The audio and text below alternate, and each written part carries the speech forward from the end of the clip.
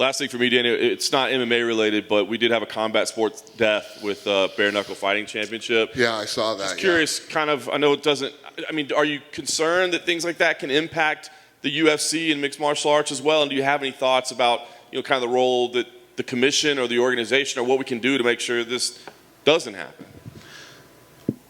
Well, let me start here. First of all, is anybody shocked? I mean, in bare knuckle fighting, I'm not a big fan, and I guess I would call it concern when I see some of our people when they leave here and go there, and it's like, oh my God. But when you look at this, we've been putting on fights for 25 years. I've done like over 7,000 fights with no serious injuries in the UFC, and we've had some broken bones, some bad broken bones, the shin bone being the worst because it just blows our mind when that bone breaks, and cuts. I mean that's what we have. But the reality is, when I talk about, this goes hand in hand with what we talked about with fighter pay and the money that we invest back in this sport. The number one thing to us is fighter safety. Fighter safety is a very big deal to us, has been since day one. We ran toward regulation. We do extensive pre, post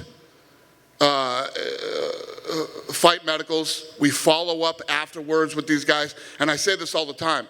When you make sure that you've spent the right amount of money to make sure that you have healthy athletes competing, going into training, then during the fight, and then you make sure, I mean, the other night when Ortega fought, right?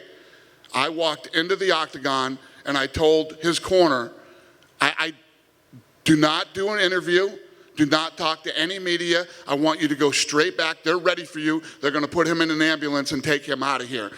Get him right out of there and get him whatever. Then I'm walking out of the arena and I hear him doing an interview with Rogan, I didn't want him to do an interview. I wanted him to leave and go. We do this all the time when we see guys that are whatever.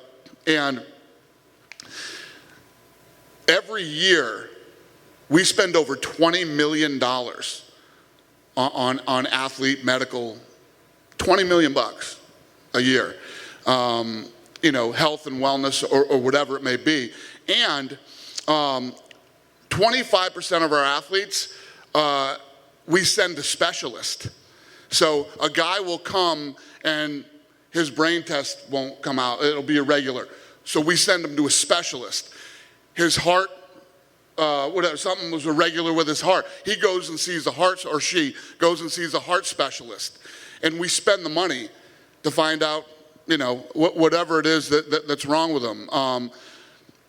And as a result of that, our pre-fight screening, throughout the last 20 years, we found 10 athletes that had life-threatening, medical problems with them, and that career-ending, that they shouldn't be fighting.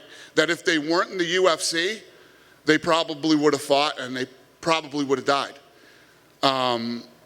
So, listen, this is and that doesn't include the Cleveland Clinic, which we've been doing for over 10 years now, studying fighters' brains and following up to make sure that these guys are safe.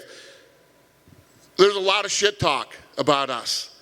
Nobody does even remotely close to what we do in this sport. It's never been done what we do, and nobody ever will. It's just, so when you talk about, we shouldn't even be talked about in the same sentence as bare knuckle boxing. It's not even, it's two completely different worlds. And yes, we're very sorry to hear that this guy passed away. But you're never going to see any of these other organizations doing the type of, health, safety, and medical testing that we do for our athletes.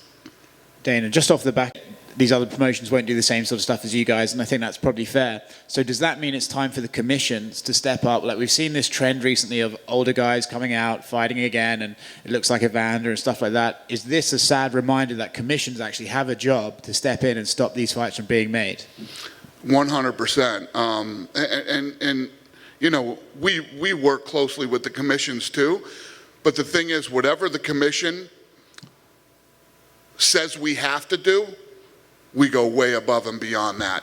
You know, the truth is that this is a rough sport, but when you do the right medical testing and you spend the money, you know, these are our fighters, these are our athletes. You have to make sure that these people are healthy. And there's never going to be a situation where an almost 60-year-old Evander Holyfield is healthy to fight. I mean, you're never going to convince me of that.